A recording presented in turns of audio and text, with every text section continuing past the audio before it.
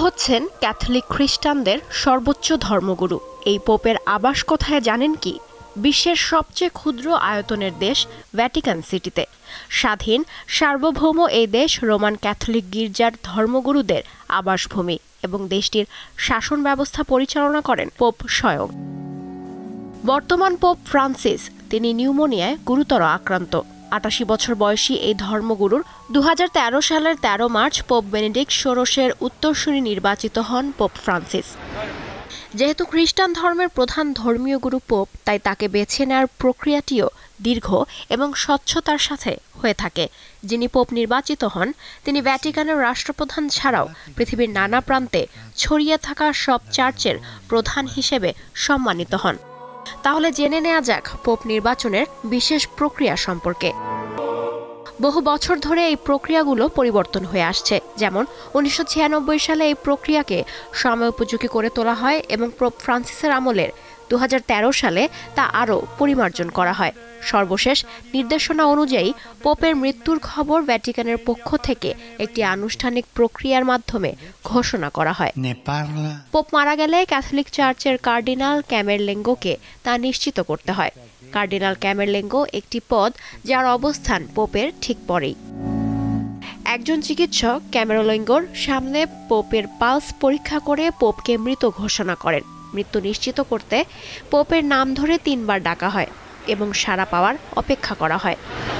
মৃত্যু ঘোষণার পর পোপের হাতের সোনার আংটি আইডেন্টিফিকেশন রিং অফ ফিশারম্যান খুলে নেওয়া হয় এবং অন্যান্য জিনিসের সঙ্গে তা নষ্ট করা হয়। এর মানে হচ্ছে তার ক্ষমতাকালের সমাপ্তি। এটি পোপের ক্ষমতার শেষের একটি প্রতীকী প্রথা। এরপর পোপের বাসস্থানও সিল করে দেওয়া হয়। ক্যামেরলেঙ্গো প্রথমে রোমবাসীকে পোপের মৃত্যুর খবর জানাবেন এবং তারপর বিবৃতি দিয়ে বিশ্ববাসীকে তা জানানো হবে। পোপের মৃত্যুর পর ক্যাথলিক চার্চের ৯ দিনের শোক ঘোষণা করা হয়। সাধারণত মৃত্যুর ৪র্থ থেকে ৬ষ্ঠ দিনের মধ্যে পোপকে সমাহিত করা হয়। অধিকাংশ পোপকেই ভ্যাটিকানের সেন্ট পিটার্স ব্যাসিলিকায় সমাহিত করা হয়। তবে পোপ ফ্রান্সিস ২০২৩ সালে এক সাক্ষাৎকারে রোমের সান্তা মারিয়া ম্যাগিওর ব্যাসিলিকায় তার দেহ রাখার ইচ্ছা প্রকাশ করেছিলেন। পোপকে সমাহিত করার আগে তার মরদেহ রাষ্ট্রীয়ভাবে শায়িত রাখা হয়, যাতে মানুষ শ্রদ্ধা জানাতে পারে। ঐতিহ্য অনুযায়ী পোপের মৃতদেহ প্রথমে সাইপ্রাস কাঠের একটি কফিনে রাখা হয়। এরপর সেটি সীসার তৈরি দ্বিতীয় কফিনে সিলমোহর করা হয়, যেখানে পোপের নাম এবং তার কার্যকালের তারিখ খোদাই থাকে। সবশেষ এলম কাঠের একটি তৃতীয় বাইরের কফিনের মধ্যে সেটি স্থাপন করা হয়। অর্থাৎ প্রথমে সাইপ্রাস কাঠে কফিন, এরপর সেই কফিন সহ দেহ রাখা হয় সীসার তৈরি কফিনে এবং সবশেষ এলম কাঠের কফিনে রেখে সমাহিত করা হয় পোপের মরদেহ। অন্ত্যেষ্টিক্রিয়ার দায়িত্ব পালন করেন কার্ডিনাল ক্যামেরলেঙ্গো, যিনি হোলি সি-এর কোষাধ্যক্ষ হিসেবে পরিচিত। পাশাপাশি তিনি নতুন পোপ নির্বাচনের জন্য কার্ডিনালদের সম্মেলন বা কনক্লেভ আহ্বান করেন। পোপের মৃত্যু এবং নতুন পোপ নির্বাচনের মাঝের সময়কে বলে সেডে ভ্যাকান্টে। লাতিন এই শব্দের অর্থ দ্য সিট ইজ ভ্যাকেন্ট বা আসনটি খালি। এই সময়ের মধ্যে মৃত পোপের অন্ত্যেষ্টিক্রিয়ার পাশাপাশি নতুন পোপও নির্বাচন করা হয়। কনক্লেভে উপস্থিত থাকেন কার্ডিনাল ইলেক্টরা। মৃত পোপকে শেষ শ্রদ্ধা জানাতে নিয়ম অনুযায়ী পোপের মৃত্যুর ১৫ থেকে ২০ দিনের মধ্যে কার্ডিনালদের অবশ্যই ভ্যাটিকানে পৌঁছাতে হয়। তারা বিশেষভাবে নির্ধারিত বাসস্থানে অবস্থান করেন এবং নতুন পোপ নির্বাচনের জন্য সম্মেলন পরিচালনা করেন। তারাই ভোট দিয়ে পরবর্তী পোপ নির্বাচন করেন।